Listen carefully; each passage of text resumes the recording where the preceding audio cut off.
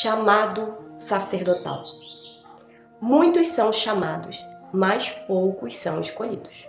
Porque o chamado em si, ele é um convite, mas a escolha é para aqueles que escolhem permanecer, aqueles que permanecem mesmo quando as pressões são esmagadoras, permanecem santificando, mesmo quando ninguém está aplaudindo, aqueles que permanecem colocando Deus em primeiro, mesmo que isso lhe custe o conforto, a sua reputação e até mesmo a sua própria vida. E são os mesmos que são conduzidos por uma fornalha. Fornalha essa que não é para destruição, mas para a sua apuração e forjar um coração sacerdotal. É nessa fornalha que Deus prova as intenções, apura as motivações e tira tudo que não se parece com Ele. E é assim que o chamado sacerdotal se revela no coração daquele que o Senhor chamou. Ele se manifesta por um zelo incomum à presença de Deus, por um desejo acentuado pela glória e santidade do Altíssimo, por uma fome que não se sacia por aplausos, pela sensação de pertencimento, de aprovação humana, mas por uma fome profunda em satisfazer a vontade de Deus. E falando em fome, é exatamente nisso que consiste o combustível do coração sacerdotal.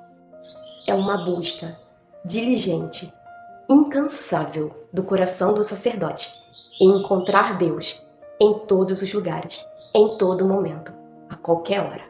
Para o sacerdote, o primeiro lugar é o secreto.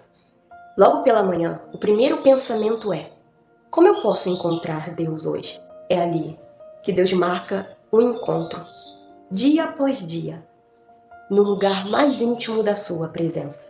E é ali que Ele se revela da forma mais íntima, mais pessoal possível.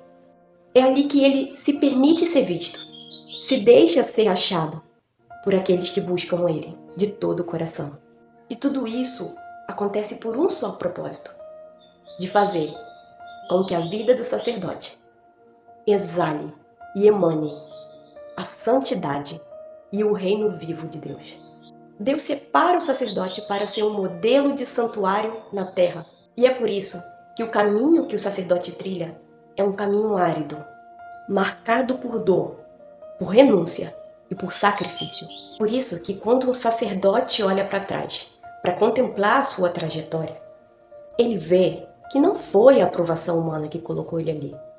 Não foi os seus talentos ou a sua persuasão, mas tão somente a fome, a permanência e a obediência silenciosa diante de Deus. Foi isso que fez ele chegar até ali. Um sacerdócio aprovado não se resume em esforço humano, ou em obras incansáveis, ou pela performance humana, mas simplesmente por um coração rendido. E esse coração, ele pode ser expresso na sua vida de oração. Oração que dificilmente nasce de desejos comuns, como o que comeremos, o que beberemos ou o que vestiremos. Mas em orações semelhante às orações do sumo sacerdote Jesus: Pai, glorifique o seu Filho, para que o seu Filho te glorifique. Orações que não são centradas no desejo pelo conforto, pelo alívio ou por questões pessoais, mas pedindo ardentemente que a glória do Pai se manifeste. E essa é a essência do chamado sacerdotal: colocar o reino em primeiro e se permitir ser moldado à imagem daquele o qual o separou. E esse é mais um dos motivos pelo qual muitos são chamados, mas poucos são escolhidos. Não são todos que estão dispostos a viver em um lugar tão íntimo da presença do Altíssimo.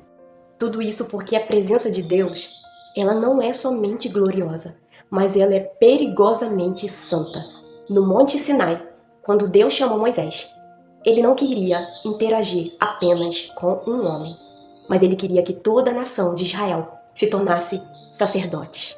Mas havia uma condição para isso, que era o compromisso com a santidade de Deus. E foi por isso que quando a buzina ecoou, quando os trovões romperam no céu, o povo teve medo da presença de Deus. Todos gritaram: "Fala tu com Deus para que nós não morramos." Eles amaram mais a própria vida do que a presença. Recusaram a intimidade com o Senhor. Eles preferiram o lugar do conforto e da segurança do que o fogo da presença do Senhor. Os lugares íntimos da presença de Deus são santos demais para serem pisados por pessoas de coração dividido. A rendição, ela não entra nessa negociação. Esses lugares são para pessoas ousadas e desprendidas da própria vida. E é por isso que aqueles que são separados para o sacerdócio são zelados por Deus de forma íntima e ciumenta.